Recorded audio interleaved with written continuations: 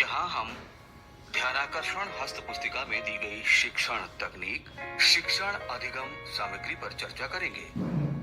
हम कक्षा शिक्षण के दौरान सीखने सिखाने की प्रक्रिया को रोचक और सुगम बनाने के लिए जिन सामग्रियों का प्रयोग करते हैं उन्हें शिक्षण अधिगम सामग्री कहते हैं। शिक्षण अधिगम सामग्री से शिक्षण अधिगम प्रक्रिया को संचालित करने में सहायता मिलती है और विद्यार्थियों का सीखना रुचिकर, ग्राह्य और स्थायी हो जाता है। आइए हम जानते हैं कि एक अच्छी शिक्षण अधिगम सामग्री में किन विशेषताओं का होना अत्यंत आवश्यक है। शिक्षण अधिगम सामग्री बच्चों के स्तर के अनुसार और उनके ध्यान को आकर्षित करने वाली हो, शिक्षण में विविधता उत्पन्न करने में सहायक हो, शिक्षण अधिगम सामग्री के प्रयोग से समय की बचत हो, शिक्षण अधिगम सामग्री एक ही विषय के अलग अलग प्रकरण को स्पष्ट करने में प्रयुक्त हो और कई विषयों के विषय वस्तु को स्पष्ट करने में भी सहायक हो, बच्चों में सृजनात्मकता के विकास में सहायक हो। यहाँ ये जानना सर्वाधिक महत्वपूर्ण है कि शिक्षण अधिगम सामग्री के मुख्य स्रोत क्या हैं। उपलब्धता के आधार पर इन्हें 3 भागों में बांटा गया है। पहला स्रोत है विभाग द्वारा प्रदत्त शिक्षण अधिगम सामग्री, जिसमें विज्ञान किट, गणित किट, ICT हेतु प्रोजेक्टर, रेमेडियल टीचिंग हेतु अभ्यास पुस्तिकाएं और खेलकूद का सामान शामिल है।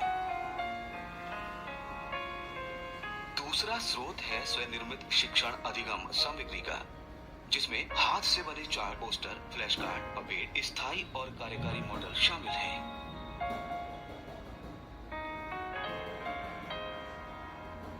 तीसरा और सबसे महत्वपूर्ण स्रोत है प्राकृतिक अथवा परिवेश में उपलब्ध शिक्षण अधिगम सामग्री, जिसमें पत्तियां, कंकड़, बीज, फल, फूल, पौधे, मिट्टी को लिया जा सकता है।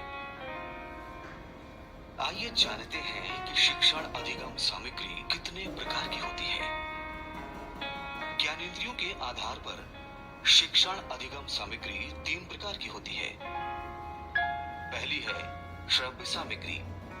इसके अंतर्गत रेडियो, टेप रिकॉर्डर, ग्रामोफोन को शामिल किया गया है। दूसरी है दृश्य सामग्री। इसके अंतर्गत ब्लैक बोर्ड, बुलेटिन बोर्ड, नक्शा, चार्ट, ग्लोब, स्थिर और कार्यकारी मॉडल, फ्लैश कार्ड, चित्रकथाएं, वर्णमाला आकृति, गिरतारा जैसी वस्तुओं को सम्मिलित किया गया है। तीसरा है श्रव्य दृश्य सामग्री। इसमें चलचित्र, नाटक, कठपुतली आदि आते हैं। इसके साथ साथ विद्यालय भवन के भित्ति चित्र, अभ्यास पुस्तिकाएं, संख्या चार्ट, चित्रात्मक किताबें, सांप सीढ़ी का खेल, डायस इत्यादि को भी शिक्षण अधिगम सामग्री के रूप में प्रयोग किया जाता है। अब हम जानेंगे कि शिक्षण प्रक्रिया में शिक्षण अधिगम सामग्रियों की क्या उपयोगिता है। शिक्षण अधिगम सामग्री के माध्यम से विभिन्न तथ्यों, अवधारणाओं का ज्ञान प्रभावी ढंग से प्रस्तुत कर पाते हैं।